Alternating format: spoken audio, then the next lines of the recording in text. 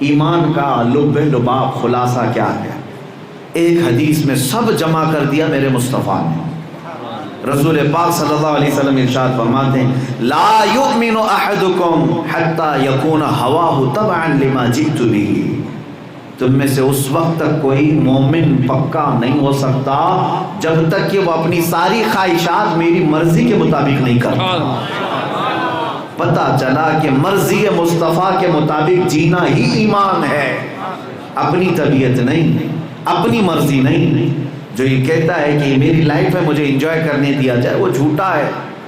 ایمان اس کا نام ہے کہ ہماری خواہشیں نہ چلیں، میرے مصطفیٰ کی رضا چلے ہر چیز میں۔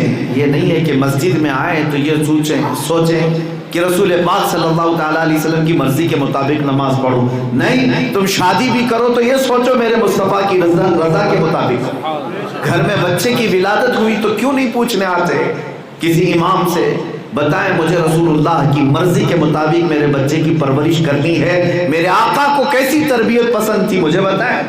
ایمان والا کھوج کھوج کر کے جائے گا، ڈھونڈ ڈھونڈ کر کے جائے گا کہ مجھے میری زندگی میری مرضی سے نہیں گزارنی ہے، مجھے میری زندگی مکین گنبد خضرا کی مرضی سے گزارنی ہے۔ جس دن بندہ یہ طے کرے گا کہ میری زندگی ان کی مرضی سے چلے گی، وہ ایمان کو پہنچ گیا، وہ ایمان کے کمال کو پہنچ جائے گا، اس کی اپنی مرضی نہ ہو۔ میں ایک مثال دے دوں، سیدنا عمر ابن خطاب رضی اللہ تعالیٰ عنہ گھر میں بیٹھے اپنے بیٹے کے ساتھ، ان کے بیٹے حضرت عبداللہ صحابی ہیں، وہ بھی حضرت عمر بھی صحابی، جلیل القدر صحابی۔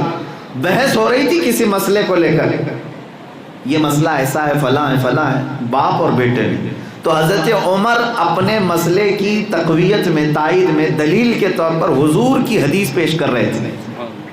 اپنے بیٹے سے کہہ رہے تھے دیکھو میں جو کہہ رہا ہوں رسول اللہ صلی اللہ علیہ وسلم نے اسی کے مطابق ایسا فرمایا ہے۔ تو بیٹے نے حدیث تو سن لی، کہا ہاں رسول پاک صلی اللہ تعالیٰ علیہ وسلم نے فرمایا تو ہے، مگر اتنا ابھی انہوں نے کہا تھا، حضرت عمر نے تلوار نکالی، ابھی مگر کہا تھا صرف۔ حضور نے فرمایا تو ہے مگر، حالات زمانہ ایسے جیسے ہم لوگ تعویلات کرتے ہیں، مگر اتنا جملہ آیا تھا، حضرت عمر نے تلوار نکال لی، کہا جملہ روک لو، میں فرمان رسول پیش کر رہا ہوں، اس کے بعد اگر مگر ہوا تو عمر کی چھت کے نیچے تیری کوئی جگہ نہیں ہے۔ یہ ایمان ہے، حضور نے فرمایا، اس کے بعد پھر اگر مگر نہیں ہے۔ کیا ہم اس طرح کی چیز دیکھ لیں گے، اس طرح نبی کونین صلی اللہ علیہ وسلم کا فرمان یہی شریعت ہے اور یہی ایمان ہے۔ اسی کو اعلیٰ حضرت نے کیا فرمایا، بخدا خدا کا یہی ہے در،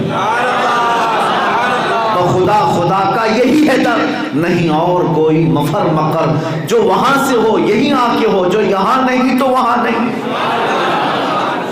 نبی پاک صلی اللہ تعالی، اسی کو اقبال نے کہا بمصطفیٰ برساں خیش کے جی ہم آؤ، اپنے آپ کو رسول اللہ کے قدموں تک پہنچا دو، یہی دین ہے۔ ہر بات کو مان لینا میرے مصطفیٰ کریم صلی اللہ علیہ وسلم کی، یہ عین ایمان ہے، ایمان کا درجہ ہے۔ وہ حضرت عمر جن کی ابھی بات میں نے عرض کیا، ان کو اتنا ایمان میں پختگی کا معاملہ جو آیا، وہ کہتے ہیں مجھے یہ ایمان جو ملا وہ ابو بکر صدیق سے ملا۔ وہ کیسے؟ میرے عزیزو ایک بات میں آپ کو بتا دیتا ہوں، یہ حضرت عمر کا ایمان تھا، کیا حضور کی حدیث کے بعد اگر مگر بھی برداشت نہیں کرتے، لیکن ایک حالت ایسی آئی تھی، صلح حدیبیہ کا موقع ہے، یعنی حضور پاک صلی اللہ علیہ وسلم تقریباً 1400 صحابہ کو لے کر عمرہ کے لیے نکلے تھے۔ مکہ والوں نے راستہ روک دیا 35 کلومیٹر باہر، حدیبیہ ایک مقام ہے، اس وقت مکہ والے غلبے میں تھے، دشمنی میں، انہوں نے کہا ہم عمرہ کرنے نہیں دیں گے کسی کو عمرہ، سب احرام کی حالت میں آئے تھے مدینے سے، اب احرام کھولنے پر مجبور کرنے لگے مکہ والے، جنگ کی سی حالت آ گئی، لیکن حالت احرام میں جنگ کیسے؟ نبی پاک صلی اللہ تعالیٰ علیہ وسلم انتظار کرتے رہے، لیکن کفار مکہ، مشرکین مکہ اڑے رہے۔ آخر بات یہاں کو آئی کہ حضور پاک صلی اللہ علیہ وسلم نے ان کے ساتھ صلح کر فرمائی، اسی کو صلح حدیبیہ کہتے ہیں۔ صلح کس بات پر ہو رہی تھی؟ بظاہر دیکھنے کو ایسا لگتا تھا کہ جھک کر کے صلح ہو رہی ہے، یعنی مکہ والوں کی ہر بات مان لی جا رہی تھی.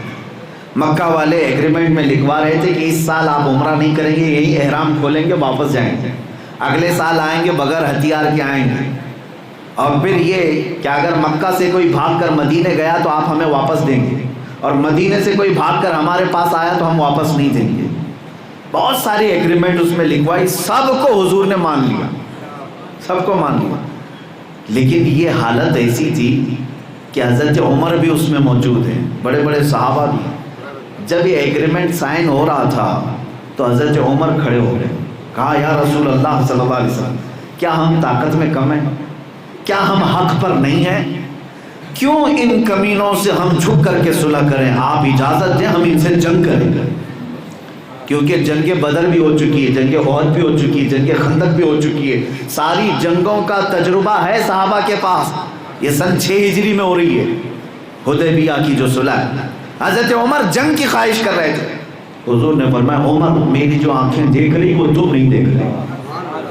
لیکن حضرت عمر ابھی بھی مطمئن نہیں, اٹھے, صحابہ کو پکڑ کر کے سمجھانے لگے, چلو حضور کے پاس جا کر کہتے ہیں صلح نہ کریں, ہمیں جنگ کی اجازت دیں, ہم ان کے چھکے اڑائیں, ہم ان کے پرخچے اڑائیں مکہ والوں کے.